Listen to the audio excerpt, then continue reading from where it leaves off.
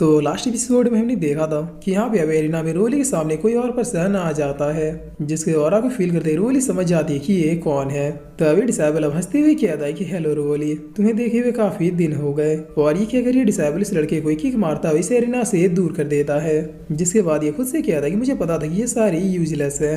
एक लड़की के एक एक अटैक में डिफीट हो रहे, भला इससे ज्यादा शर्म की बात और क्या हो सकती है। जिस पर अब रोली कहती है कि तुम ब्लड गॉड क्लैन से हो, राइट। तब इतना सुनते ही सुजून अपनी सिस्टर से पूछती है कि आखिर ये ब्लड गॉड क्लैन है क्या। जिस पर मिजून बता दी कि ब्लड गॉड क्लैन भी रोशन क्लैन की तरह ही एक एंशिएंट क्लैन है, जो एंशिएंट टाइम के 4 गॉड लेवल के जनरल में से एक ने क्रिएट किया था। ब्लड गॉड क्लैन रियलिटी में एक ईविल और मर्डरस क्लैन है, जो पावरफुल रेसेस को खत्म करके इस दुनिया का सबसे बड़ा क्लैन बनना चाहता है। मगर रोशन क्लैन की वजह से ये लोग कभी भी अपने इरादों में सफल नहीं हो पाए, इसीलिए ब्लड गॉड क्लैन रोशन क्लैन के जानी दुश्मन है। और मैं ये लिख के भी दे सकती हूँ कि ये बंदा जानबूझ के अभी यहाँ पे आया है ताकि ये रोली को बुरी तरीके से डिफीट कर सके।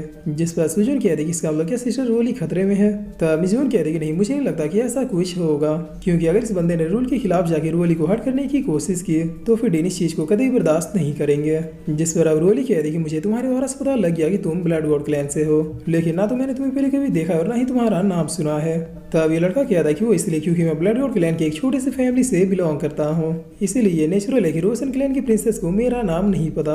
लेकिन अगर मैं तुम्हें डिफीट करके ब्लड गॉड क्लैन में ले जा पाया तो उसके बाद पूरे वेस्टर्न रिलम को मेरा नाम पता चल जाएगा, यहाँ तक कि ब्लड गॉड क्लैन में मेरा रेपुटेशन काफी ज्यादा हाई हो जाएगा। जिस पर रोली कहती हो तो ये बात है। तब ये लड़का कहता है कि बिल्कुल, मैं यहाँ पे तुम्हें डिफीट करने और ये बताने आया हूँ कि ब्लड गॉड क्लैन के आगे कोई भी क्लैन नहीं टिक सकते। और इतना कहते ही लड़का अपने ऑरा को अपेयर कर लेता है। तब इसके पावर को देखते हुए मिजून कहते कि ये तो सेलेस्टियल रिलम के 7वीं लेवल की पावर्स है। अब बस और 5 सब लेवल्स को कंप्लीट करने के बाद ये मॉर्टल रिलम को ब्रेक थ्रू कर लेगा। रोली की पावर अभी भी से 1 या 2 स्टेप कम ही है। तब ये सब देखते हुए डीन कहता है कि एल्डर कितागोरा, तो इसका मतलब तुम्हारे सेट में ब्लड गॉड क्लैन के डिसाइबल भी शामिल है। लगता है ब्लड गॉड क्लैन के लोगों से तुम्हारी दोस्ती काफी गहरी है। जिस पर एल्डर कितागोरा कहता है क्यों, क्या हुआ, क्या तुम्हें शौक लगा? अगर तुम रोशन क्लैन के डिसाइबल को अपने सेट में शामिल कर सकते हो तो मैं ब्लड गॉड क्लैन के डिसाइबल को अपने सेट में शामिल क्यों नहीं कर सकता? तुम्हें पता है कि मेरा ताइदिक सेट तुम्हारे गार्डियन सेट से ज्यादा फेमस है, इसीलिए एंशिएंट और पावरफुल रेसेस अपने डिसाइबल को हमारे सेट में भेजते हैं। और हम तो ठहरे भले आदमी, हम भला किसी को मना कैसे कर सकते हैं? तब डीन कहता है कि कांग्रेचुलेशन फैटी, अब तो तुम्हारा सेट काफी बड़ा हो गया है, क्योंकि ब्लड गॉड क्लैन के लोग जहाँ जहाँ इन्वॉल्व होते हैं वो मामला ही बड़ा होता है। जिस पर एल्डर कितागोरा कहता है कि लगता है ब्लड गॉड क्लैन के डिसाइबल को देखने से पहले तुम हमारे सेट कुछ ज्यादा ही हल्के में ले रहे थे। तब डीन कहता है कि अरे नहीं, ऐसी कोई बात नहीं है। वो तो दरअसल बात ये है कि मैंने ये एक्सपेक्ट नहीं किया था कि तुम्हारे सेट में ब्लड गॉड क्लैन का कोई डिसाइपल होगा। जिस पर एल्डर कितागोरा कहता है कि ताकि चूंकि ये मेरे सेट की ओर से आखिरी मैच है तो क्यों ना हम इस फाइट को थोड़ा और इंटरेस्टिंग बनाए। तब डीन कहता है कि आखिर तुम कहना क्या चाहते हो। जिस पर एल्डर कितागोरा कहता है क्यों ना हम दोनों एक बैट लगाएं। अगर इस फाइट में मेरा डिसाइबल जीता है तो फिर 1 साल के लिए गार्डियन सेट को मैं कंट्रोल करूंगा, और अगर तुम जीते तो 1 साल के लिए तुम मेरे सेट को कंट्रोल कर सकते हो। तब इतना सुनते इधर से गार्डियन सेट के एल्डर उठते हुए कहते हैं कि एल्डर कितागोरा अपनी हद में रहो, तुम्हें ये बहुत ही अच्छे से पता है कि अभी हमारे सेक्टर टॉप 3 डिसाइबल एब्सेंट है, इसीलिए तुम इस मौके का फायदा उठा के हमारे सेक्ट को हथियाना चाहते हो। जिस पर एल्डर कितागोरा कहता है कि लगता है तुम लोगों को पहले पता चल चुका है कि तुम लोग हारोगे। खैर छोड़ो, मैं इस बात को बिल्कुल भी माइंड नहीं करूंगा, क्योंकि इस तरह के बैट को लगाने के लिए जिगरा चाहिए। तब डीन कहता है कि ठीक है फैटी, मुझे तुम्हारा बैट मंजूर है। जीतने वाला हारने वाले सेट को 1 साल तक कंट्रोल करेगा। जिस पर एल्डर कितागोरा बहुत ही एक्साइटेड होते हुए अपने सेक्ट डिसाइबल से कहते हैं कि इधर का काम हो गया, अब जल्दी से जो तुम्हारे सामने आ रहा है उसे डिफीट करना शुरू करो। जिससे सुनते ये लड़का अब हंसते हुए कहता है कि रोली, अब तो मैं एक तीर से 2 निशाने लगाने वाला हूँ। पहला, तुम्हें डिफीट करके मैं साबित कर दूंगा कि तुम रोशन क्लैन के लिए एक वेस्ट हो, और दूसरा, तुम्हारे डिफीट होते ही सेक्ट में मुझसे फाइट करने के लायक और कोई भी नहीं बचेगा, जिसकी वजह से ये सेक्ट भी अब हमारी कंट्रोल में आ जाएगा। जिस पर रोली कहती है कि ब्लड गॉड क्लैन के लोग हमेशा ही अपने औकात से बढ़ के सपने देखते हैं। तब ये लड़का और भी ज्यादा फॉर्म में आते हुए कहता है कि वेल, मुझे तुम्हारा कॉन्फिडेंस पसंद आया, चलो अब प्रूफ करो कि तुम बोलने के अलावा भी और कुछ कर सकती हो। जिस पर रोली कहती है चलो पहले अटैक करने का मौका मैं तुम्हें देती हूँ। तब ये सुनते ही लड़का बहुत ही जोर से हंसते हुए अपने वेपन को अपेयर कर लेता है, जिसे देखकर रोली भी अब अपने स्वॉर्ड के साथ रेडी हो जाती है। और फाइनली इन दोनों के बीच में फाइट होनी शुरू हो जाती है, जहाँ पर पहले तो ये दोनों एक दूसरे को काफी अच्छी खासी टक्कर देते हैं, मगर ये लड़का अब हंसते हुए कहता है कि चलो इस खेल को थोड़ा और इंटरेस्टिंग बनाते हैं। जिस पर अब ये लड़का तुरंत ही एक टेक्निक का यूज करता है जिसका नाम सी डीमन ऑफ ब्लड था। तब इसके इस टेक्निक का यूज करते ही हम देखते हैं कि अब जमीन में से बहुत सारे डीमन अपीयर होने लगते हैं और इन ब्लड डीमंस को देख के यहाँ पे हमें एक और चीज याद आती है। किसी टाइप के डीमन ने व्हाइट ड्रैगन सुप्रीम के विलेज को तबाह किया था, यानी व्हाइट ड्रैगन सुप्रीम जिस ब्लड गॉड क्लैन के बारे में बात कर रहे थे वो यही है, जिस पर अब रोली भी अपने स्वॉर्ड टेक्निक का यूज करते हुए इन सारे डीमंस को कट कर देती है।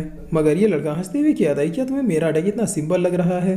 तब इधर हम देखते हैं कि ये डीमन कटे होने के बावजूद भी रोली की ओर ही बढ़ते जाते हैं, जिस पर ये लड़का अब रोली को उसका फ्लैशबैक याद करवाते हुए कहता है कि तुम्हारी टेरिटरी में अब दूसरे लोग कब्जा करने वाले हैं, बिल्कुल पास्ट की तरह तुम्हारे लोगों को बहुत ही बेरहमी से मारा जाएगा, लेकिन तुम इस मूवमेंट पे क्या कर रही हो, अपने क्लैन के प्रति सारे कर्तव्यों को भूल के यहाँ पे इस यूजलेस सेट में एक मामूली लड़के के साथ नैन मटक्का कर रही हो। बेचारे तुम्हारे क्लैन के लोग, उन्हें लग रहा होगा कि तुम किसी एंजल की तरह उन्हें प्रोटेक्ट करोगे, लेकिन उन्हें क्या पता कि यहाँ पे तुम सब कुछ भूल भाल के आस्की करने में बिजी हो।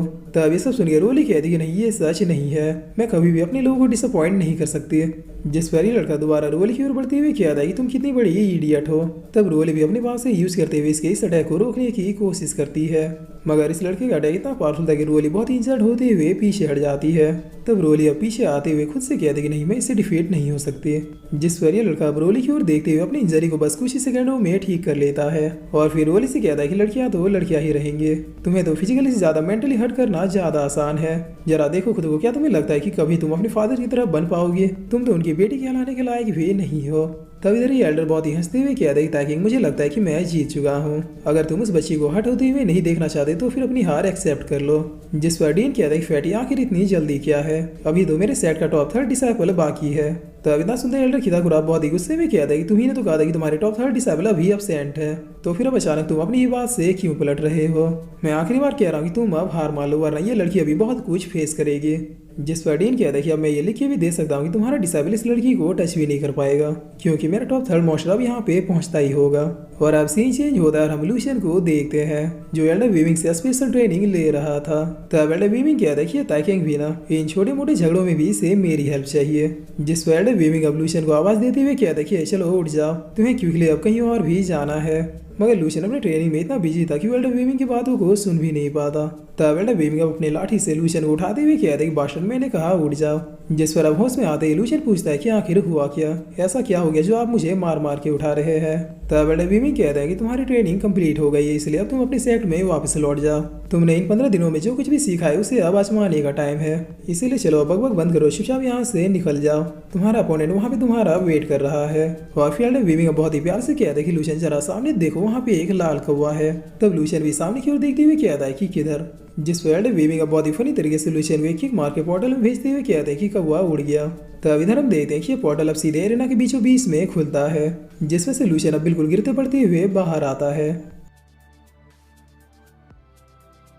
और फिर इसी के साथ ये एपिसोड यहीं पे खत्म होता है।